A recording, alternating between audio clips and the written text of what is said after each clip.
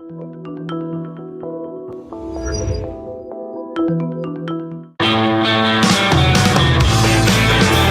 is the Gerry Callahan Show.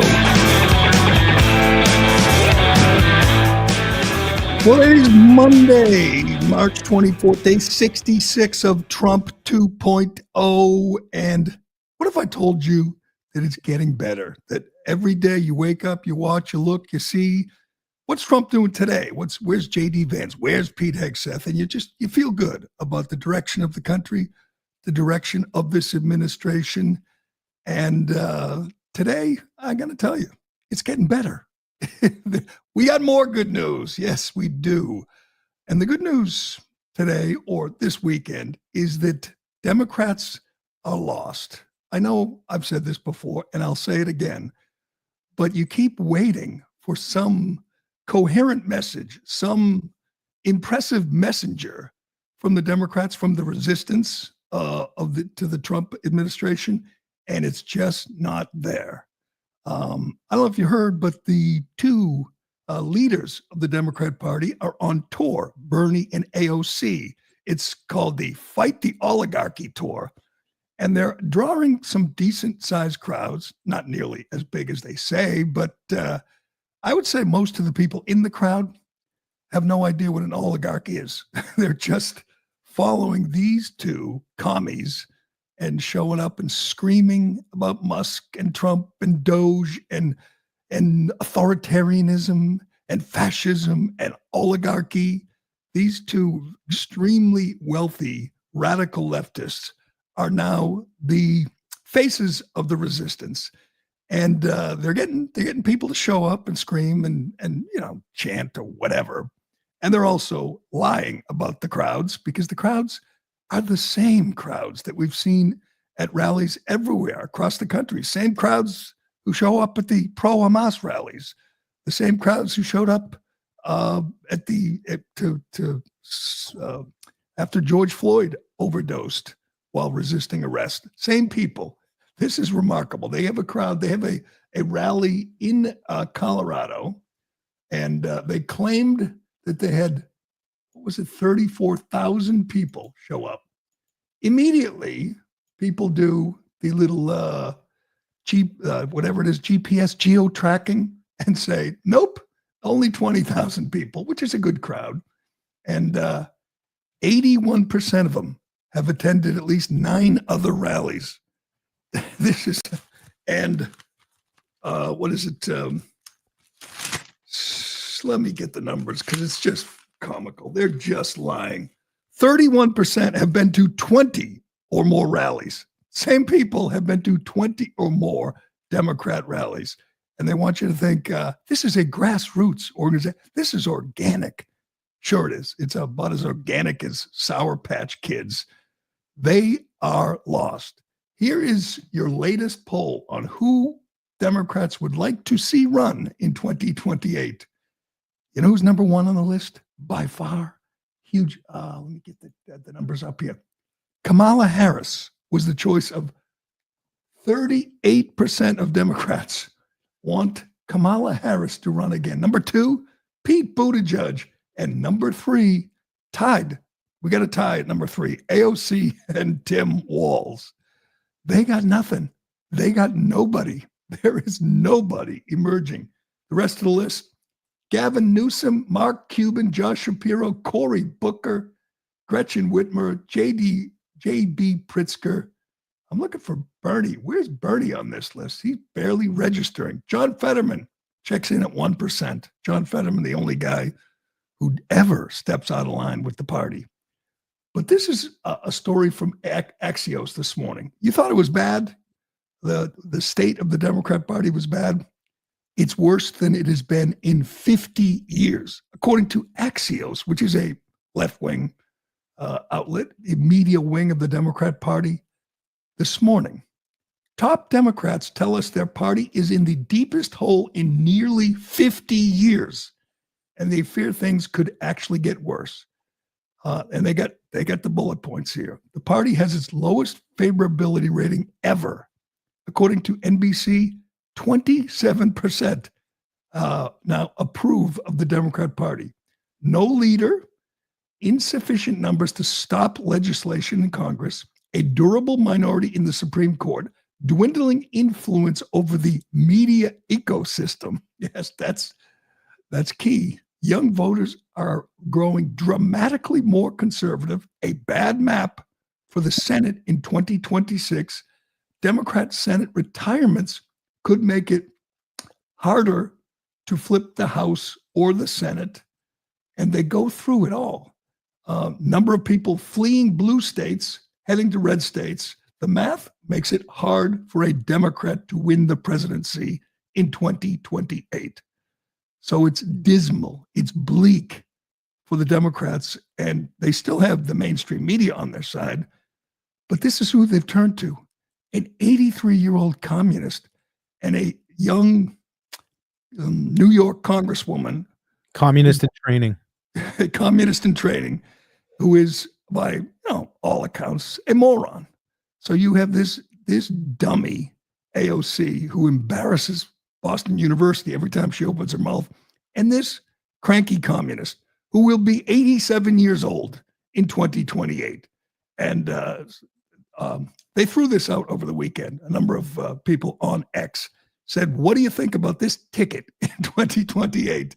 And I and so many others said, this is what we want. This is what we would like to see. AOC and Bernie. I assume Bernie's the top of the ticket. He's older. He's a senator. And AOC would be his running mate. And all I can say is, please, God, let's all get on our knees and pray. Please, Lord, make this happen. And if it doesn't happen, I'll settle for Kamala Harris or Tim Walz or any of the clowns and buffoons on this list. It is amazing. Usually when you have a president and a party in power, you have a clearly defined opposition. You have somebody who emerges as the face of the opposition. They don't have that. They don't have they don't have the country on their side. They don't have a popular uprising. They don't have a coherent message. Right now, their message is oligarchs are bad. Elon Musk is bad. And you ask them why, and they say, no one elected him. Well, of course, he's a presidential appointee. They elected Trump and he hired people. And now Elon Musk is eliminating waste and fraud in the federal government and making it more efficient. And the thing that's driving the media and the Democrats crazy is almost all of Trump's policies, almost all of his positions are overwhelmingly popular. Doge is overwhelmingly popular, despite the efforts of the mainstream media to paint it as some kind of cruel, heartless effort to starve Social Security recipients and lay off disabled veterans. No, people know what they're doing here. They're finding fraud, waste, and abuse. Get that video from the Doge guy. If you don't follow Doge on X or get on their website, you really should, because they are doing God's work day in and day out.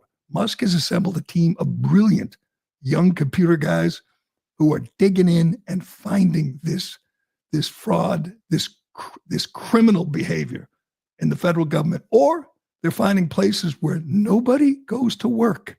Here's a Doge guy explaining how they went into a federal building, and there's thousands of federal buildings. Most of them are empty or near empty. And that's what they're discovering. People don't even show up for work. People on the federal payroll. Watch this. Hey, knock, knock. Nobody's home. Look at this. Got this big, beautiful area where employees are supposed to work. Nobody's here. So we're in the second headquarters at Freddie Mac. We were just in the other building. There was nobody there for miles and miles and miles. Look at these desks. They're clean. We've got a cafeteria, again, that's completely vacant. You've got food that's being prepared. The staff that makes the food is here 5 days a week, but the people who work in this building or should work in this building aren't here 5 days a week. 2,900 people that were supposed to work in the building. Turns out only 49 were showing up full time on a 5 day. No, slow it down. 2,900 people. How many showed up? On average, the highest that we saw on a 5 day work week was 49 people. Spending on that one building, just to point this out, $57 million a year. $57 million a year for the building. 49 people out of 2,900 show up, and they are out marching in the streets saying Musk is a tyrant. He's an authoritarian. He's got a chainsaw and he's hurting people. Really? This is why Musk volunteered for this job, because he knew there was this kind of fraud going on in the federal government. They want to stop him. They want to shut him down. They want to continue to send billions overseas for all those wasteful programs, all those trans operas and trans clinics in India and all that. And the more you learn, the more you read, the more you understand that this is long overdue. This is what America wants. This is what we voted for, to find these empty buildings, to find these people who are defrauding the government and fire them. They had a protest at Tesla. They're still keying Teslas and, wiping their bodily fluids on Teslas and screaming about Musk and Tesla. They had a protest in Boston, another one, anti-Musk protest. And it's just remarkable. These people are stupid. That's what they are. They're dumb. They don't even know what they're talking about. They don't know what they're protesting. Check out this guy. This is a Bernie bro. This is someone who can't wait to vote for AOC. He's got a mask on, of course, outside. They all can't be too careful. His sign says, shut down Tesla, SpaceX, and Starlink. Shut down Tesla, the biggest electric car company in the world, wildly successful, celebrated by Democrats 6 months ago. Now he wants to shut it down. Shut down SpaceX, which just saved 2 American astronauts, which is saving the government billions, because Musk does this much more efficiently than NASA, and shut down Starlink, which has done miracles for people in Western North Carolina, the people in Ukraine. That war would have been over a long time ago without Starlink. Musk is doing wonders for humanity, and little scummy, skinny radicals are out there saying, shut down his private companies, which are doing great things for the world. And they want to shut it down. Why? Because Musk is showing you empty buildings, which are supposed to house federal workers, but they're not going to work. They're all getting paid. They're all collecting checks, but they're not going to work. And Musk shows you that. And somehow this outrages the left. Not just outrages them, drives them to violence. Yes, violence. They're getting violent. They're setting cars on fire. They're firebombing dealerships. They're attacking people who drive electric cars. People who, again, 6, 8, 10 months ago were virtue signaling. Look at me. I drive a Tesla. I'm saving the planet. And they want to shut down the company. And they want you all to do what Senator Mark Kelly did. Get rid of your Tesla and buy a SUV that gets 13 miles to the gallon. Oh, you know what? The media is going to do their best. They are desperate to promote someone, anyone who can articulate a message, who can stand up and challenge and fight the Trump administration. And they have resorted toward a fossil, an old man from Vermont who could never, ever win a national election, who everyone knows is a crazy socialist who no one takes seriously, but now he's out front row center. He went on with Jonathan Karl on ABC, I believe yesterday. And this is a typical Democrat. He gets upset because he's not used to any kind of tough question. This isn't even a tough question, by the way. Jonathan Karl asks about his running mate, his buddy AOC, and would he like to see her in the Senate? Well, if she's going to run for the Senate, she's going to have to challenge Chuck Schumer. Chuck Schumer, who right now is floundering, who's teetering, who might not last as the minority leader in the Senate, but he's old and he's not very popular, so maybe AOC challenges him. I don't think she can win statewide. She can win in the Bronx. That's about it. She can win in her little district, and that's it. Get her outside of there, she'll be exposed. Anyway, Jonathan Karl asks about AOC and he walks off, storms off. This is another trait. These people, they can't handle the heat. They're so used to being in the bubble, being coddled, being protected by the media. This was an amazing moment. Watch this. She inspires young people all over the country. Would you like to see her join in the Senate? Right now, we have, as I said, just a whole lot of people in the Congress. Okay, Jonathan, thanks. Wait, I got one more. This is important. Well, I ask you, Okay. You want to do nonsense, do nonsense. No, I don't want to talk about inside the Beltway stuff. I got 32,000 people. I was just asking you about AOC because she was out there with you. Fine, but I don't want to talk about this. Now I'm stupid, Jerry. What's the controversy with that question? He would have to support her, which would be an insult to Chuck Schumer.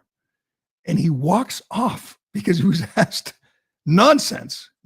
Would you like to see AOC become a senator in New York? And he calls that nonsense. And he lies and said he had 34,000 people. He did not.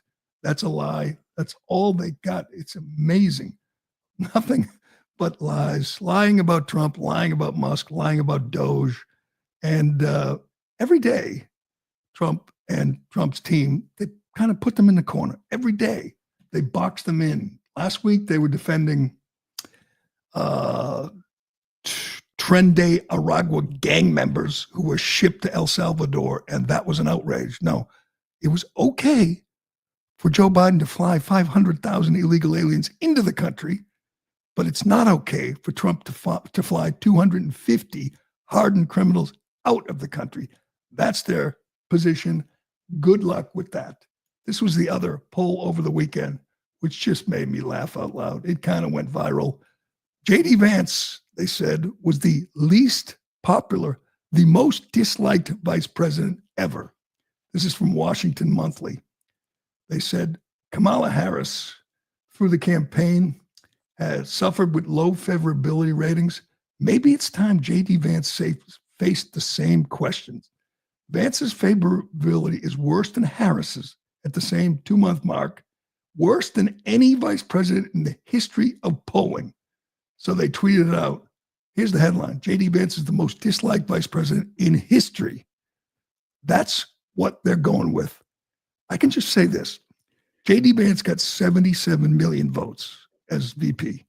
There's not one of those 77 million, not one who dislikes J.D. Vance, not one who's not happy with J.D. Vance. In fact, they're thrilled. We're thrilled. Going from Mike Pence to J.D. Vance is the greatest upgrade in history. He has been spectacular. We love his fight. He's smart. He's articulate. He's young. And he is going to be a great candidate in 2028. And they want you to believe he's despised. He's the most disliked VP in history. Well, just a reminder who was almost vice president? Tim Walz. Yes, Tim Walz, almost vice. It's hard to believe he's still a governor. He's such a buffoon, such a clown. We told you last week. We played it for you. He said he celebrated the decline in the stock price of Tesla, even though it employs 120,000 Americans, including thousands of people in Minnesota, and the Minnesota pension fund for state employees has a big stake in Tesla, and he was happy the stock went down because he's a moron. He's a moron. He's a child. He doesn't even own a house. He doesn't own stock. He owns nothing. He's been sucking off the public teat his entire adult life. And someone pointed out to him, you probably shouldn't celebrate when a great American company loses value, you idiot. Here he is over the weekend, backtracking, doing the little moonwalk. Watch. This guy bugs me in a way that is probably unhealthy. And but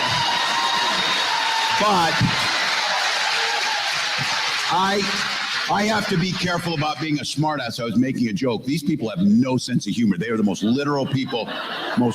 But my point was they're all mad, and I, said something I didn't, probably shouldn't have about a company. He is agreed.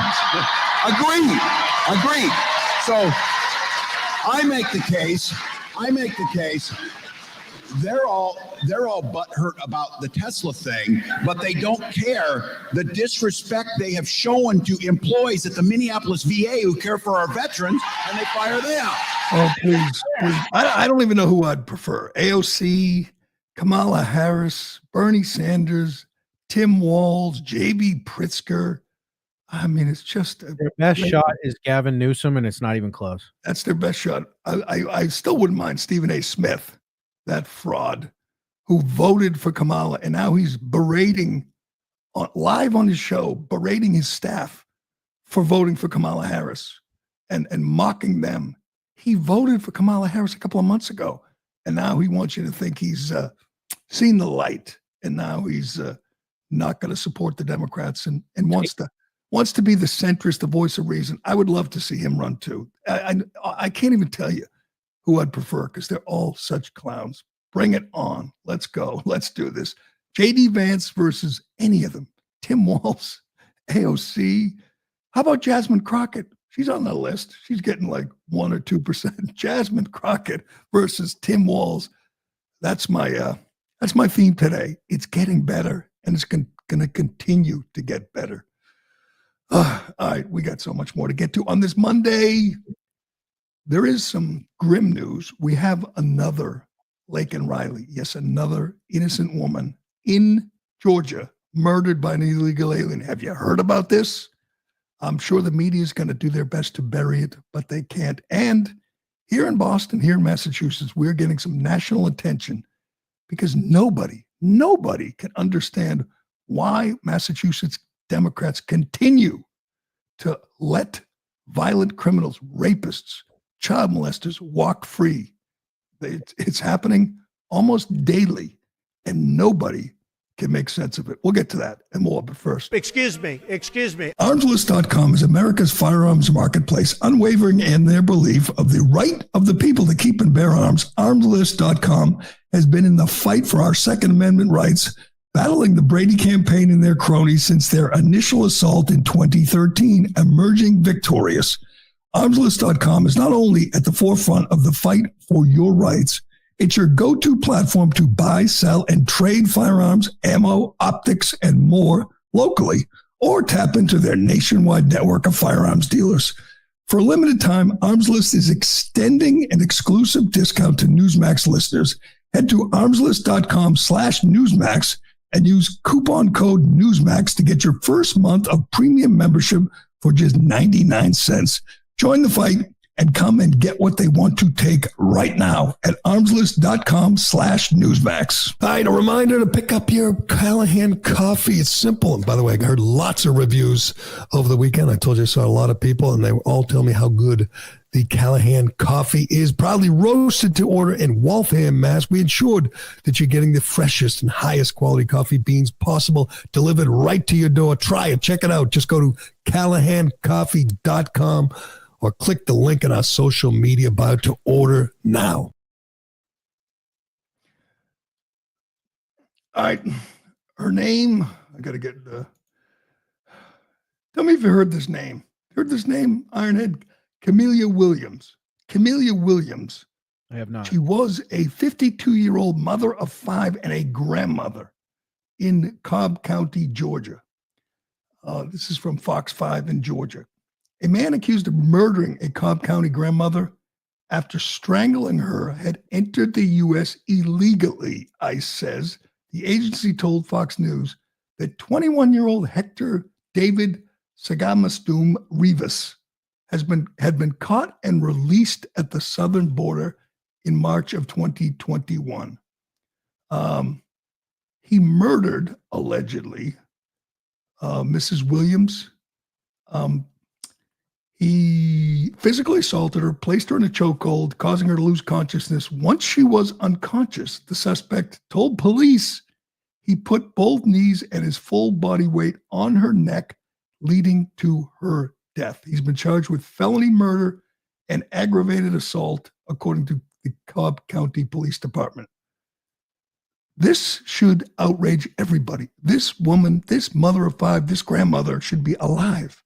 Joe Biden has blood on his hands. Kamala Harris, Alejandro Mayorkas, they have blood on their hands.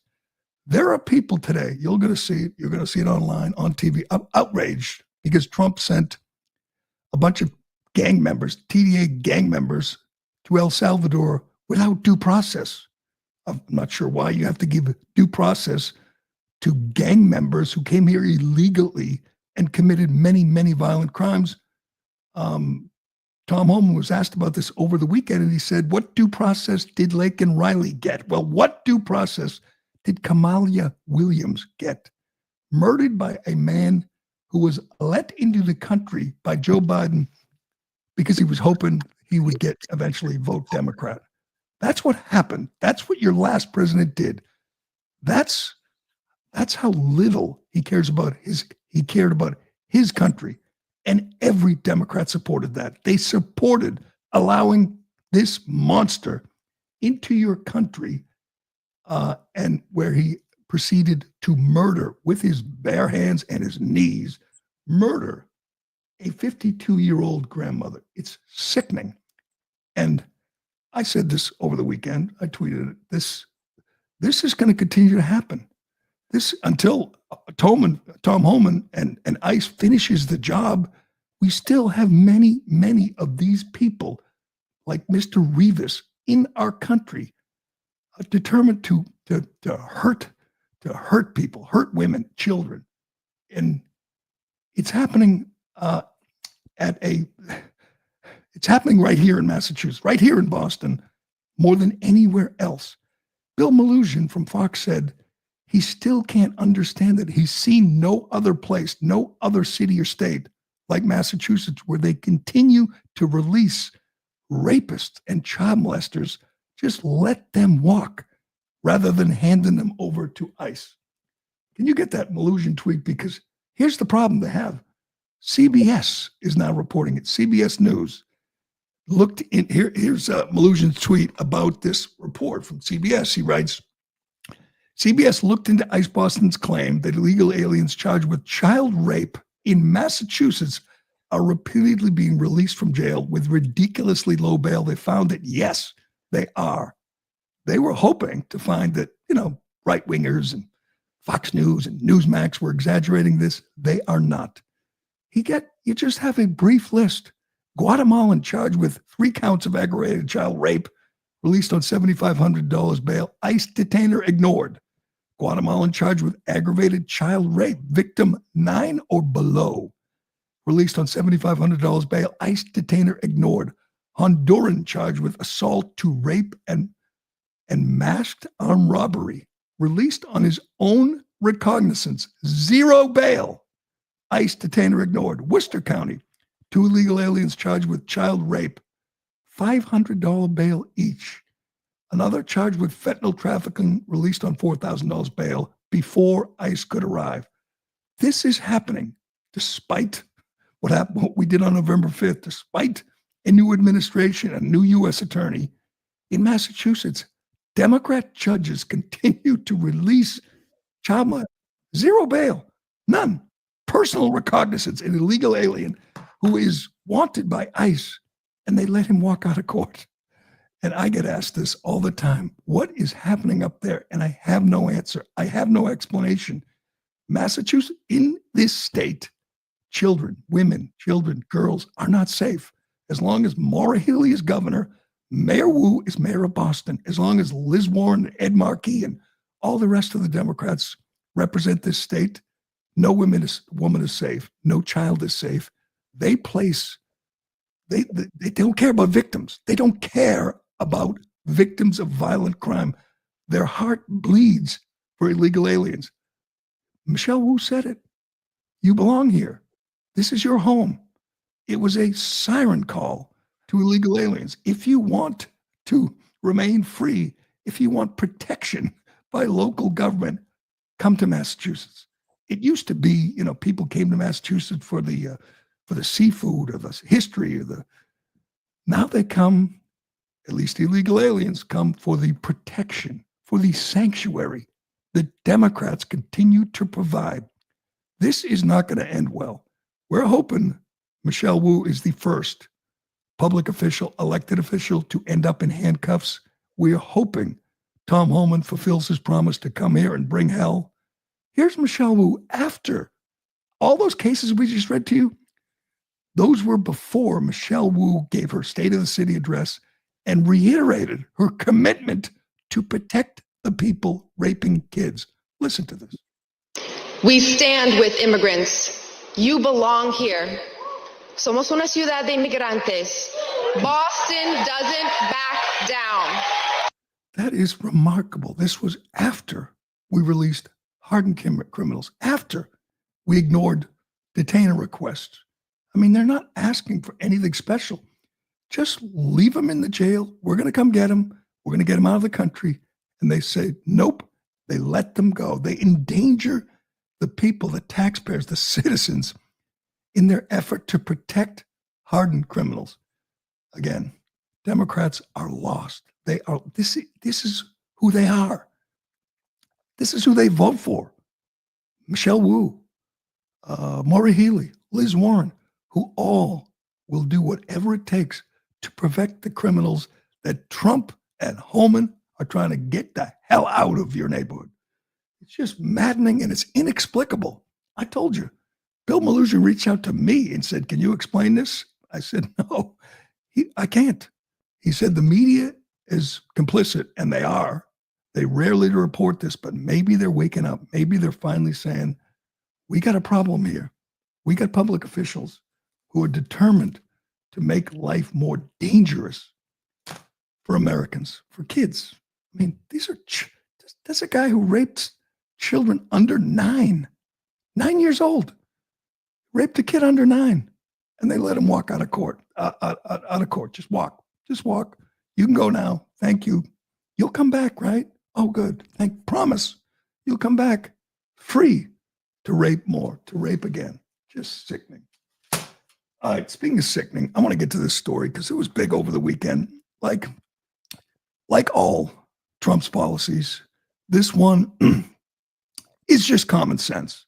There's an effort right now in the federal government and in a number of states to forbid welfare recipients, people who receive SNAP benefits, the program for nutrition and whatever it is, who get food stamps, to say you can't use those on junk food.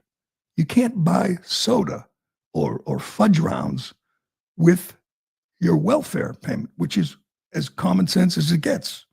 Who supports that? I saw this story. RFK Jr.'s pushing it. He wants people, particularly lower class people on public assistance, to eat healthier.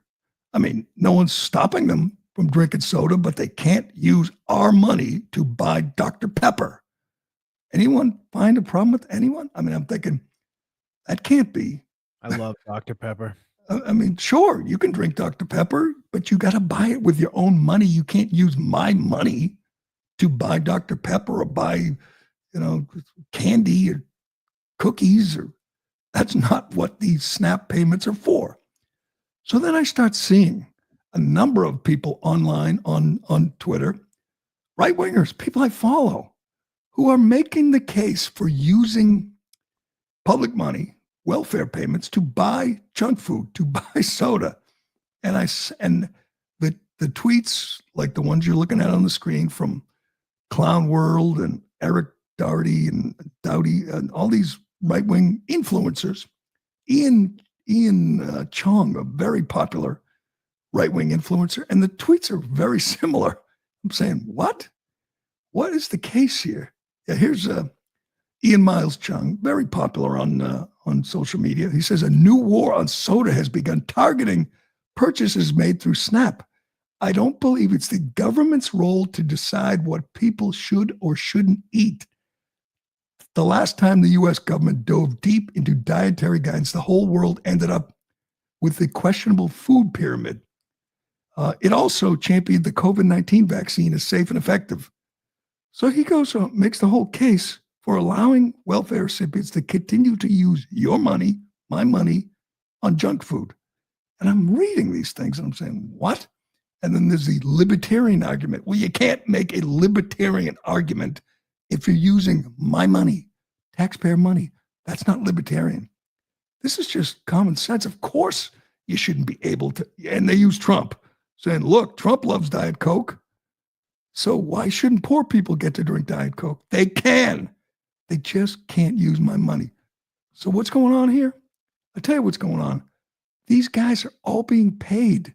They're being paid by a group. What's the group called? Like Indisputable or Indivisible?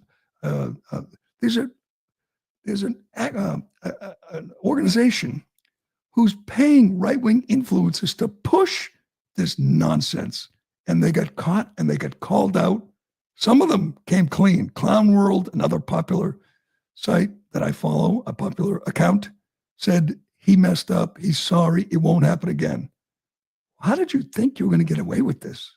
I mean, you took money from Big Soda to push this ridiculous idea that we shouldn't stop welfare recipients from using our money, and you thought you could get away with it? I got another question. How do I get some of this money? I mean, no one called me, said, could you push this? I don't think I would do it. I don't think I could do it. It just seems. Depends on how much. Oh, that's true. How much? I don't know what they're getting. I couldn't even guess, but you sold your soul for Big Soda to Big Soda. You sold your soul. So kids from poor families could eat more junk and drink more soda. I mean, lots of what RFK Jr. is doing is controversial. By the way, today we're seeing he's going to take the next step to banning pharmaceutical ads on TV. This is going to be wild. I am all for this because we've heard enough. It's not about advertising. They're not advertising because these are prescription drugs. Half the time, more than half the time, people don't even know what it is. Skyrizi. What's Skyrizi? And there's a bunch of chubby people dancing around about their diabetes meds, and you're going, isn't that? Don't you take what your doctor prescribes, what your doctor recommends? Why are you advertising? Well, I'll tell you why, because it's hush money. We learned that through COVID. Pfizer advertised on cable news, particularly on CNN, MSNBC, Moderna, and these, so that they could control the message, so that people wouldn't question the vaccine because they couldn't, because Pfizer was bankrolling their shows. If he pulls the plug on this, if this actually happens, it'll be devastating to cable TV news, particularly to CNN, MSNBC. This is going to just destroy them if they can't take money from Big Pharma. But I'm telling you, it feels like a good faith effort to get this kind of bribery out of the cable news business. But now that they've been exposed, I don't think too many people are going to fight, who are going to attempt to fight to continue to allow welfare recipients to buy junk food. Of course, they shouldn't, if for nothing else, for their own good. I mean, don't we want them to be healthier? Isn't that why we supported RFK and Maha, to make them healthier? You can still, use taxpayer money for food. You just can't buy junk. So keep that in mind when you see people fighting the good fight, resisting the effort to make welfare recipients healthy again. Let's get to the best news of the weekend. The best news of the weekend. Snow White finally hit theaters. Yes, it finally feels like this movie has been coming for like years. This is from Breitbart. Walt Disney Company's live-action controversy bedeviled Snow White opened in theaters with a sleepy 43 million in ticket sales. This is devastating for Disney. This is a disastrous opening. The lowest live action, lower than Lion King, Dumbo, Cinderella. Nobody's going to see Snow White. People were tweeting out pictures of the theaters, like snapshots in the theaters that were empty. You had people online who bought tickets, and there'd be like 2 seats taken, an entire screenshots of the theater with like 2 or 3 or 4 seats taken, the rest empty. People aren't going. And there's one reason. I mean, it's obviously super woke, but there's been lots of woke movies that have done okay. This is the wokest. And this stars the worst person in the world. Rachel Ziegler has been trying to unintentionally, essentially, submarine the whole effort for like 2 years. She's just the most unlikable human being. She's Snow White.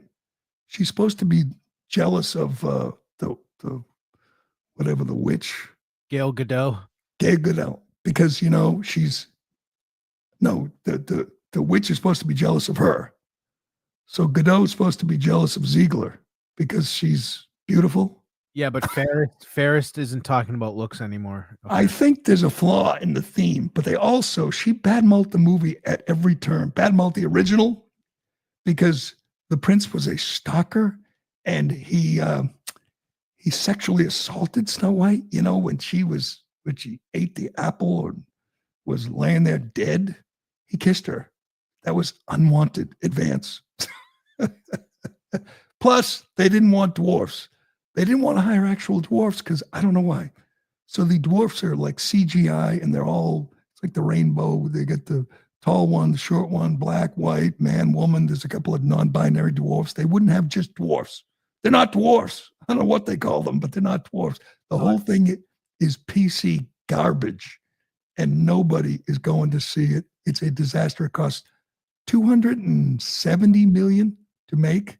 Yeah, Corey says the worst Disney flop was Mars Needs Moms, only made $39 million, cost $150. This made only $43 and cost $240 million. And I'm telling you, this is such an unforced error. They could have made Snow White like the original, have the same theme, and girls would have flocked to it. My daughter, when she was a kid, would watch Snow White over and over again. She loved it.